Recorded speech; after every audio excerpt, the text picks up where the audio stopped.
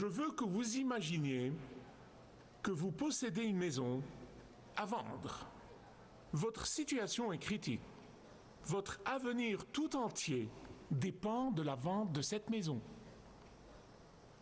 Mais étant donné que cette maison est dans un état lamentable, pour le dire modérément, la maison étant littéralement en ruine, personne ne veut y jeter un coup d'œil. En fait, les gens vont venir faire un tour devant votre maison, s'arrêter pour 2 secondes, jeter un coup d'œil et puis s'éloigneront à toute allure. Ils ne prendront même pas la peine d'entrer. Les gens vous diront, ta maison n'a aucune valeur. Vous savez en votre fort intérieur que votre maison est en ruine et vous le savez bien. Mais votre situation est telle que vous êtes prêt à absolument tout pour vendre votre maison. Votre avenir dépend de la vente de cette maison. Imaginez l'ampleur du désespoir. Et voilà que, à ce stade de désespoir, surprise, surprise, voilà qu'un acheteur arrive. Et avant que vous ne vous réveillez du choc de voir quelqu'un entrer chez vous pour examiner la maison, l'acheteur insiste non seulement à vous payer plus que ce que vous demandez, mais il insiste aussi à vous donner un généreux dépôt en avance. Au début, vous pensez que c'est une mauvaise plaisanterie. Ça doit être une farce parce que ces choses-là n'arrivent pas généralement. Vous avez attendu longtemps et vous êtes désespéré. Personne ne veut acheter cette maison. Mais cet acheteur insiste non seulement à vous donner 10% comme dépôt, ou à vous donner 30% comme dépôt, ou à vous donner 50% comme dépôt, mais à vous donner 100% comme dépôt. Alors vous dites, tu peux répéter? Vous aviez entendu la première fois. Mais quand même, vous n'en croyez pas vos oreilles, c'est incroyable. Et finalement, il vous donne les 100%, et puis il vous dit, je reviendrai pour sceller l'acte de vente. J'ai plusieurs questions à vous poser. Réfléchissez avec moi pour un instant.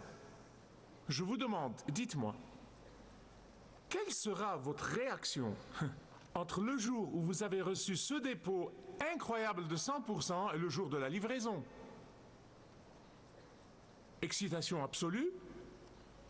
Dites-moi, à quoi vous penserez entre ce jour où vous aurez reçu le dépôt de 100% et le jour de la livraison?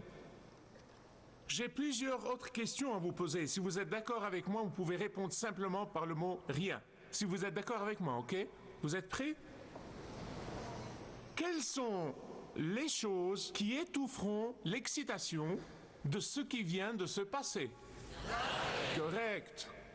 Dites-moi, s'il vous plaît, qu'est-ce qui pourra vous empêcher de chérir cet incroyable acte de générosité? Dites-moi s'il vous plaît, quel problème potentiel pourra vous pousser à douter que la vente sera conclue? Dites-moi s'il vous plaît, quelles sont les raisons possibles qui vous pousseront à ne pas croire que l'acte de vente sera scellé à temps? Une dernière question. De quelles preuves vous avez encore besoin pour vous assurer que l'acheteur est sérieux au sujet de l'achat de votre maison? Il convient de dire Amen.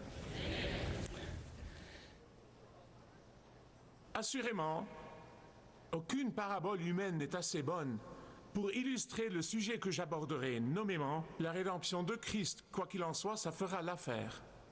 Parce que pour l'apôtre Paul, ce dépôt de 100% payé pour sa rédemption éternelle grâce à la croix de Jésus-Christ est devenu la pensée dévorante dans sa vie.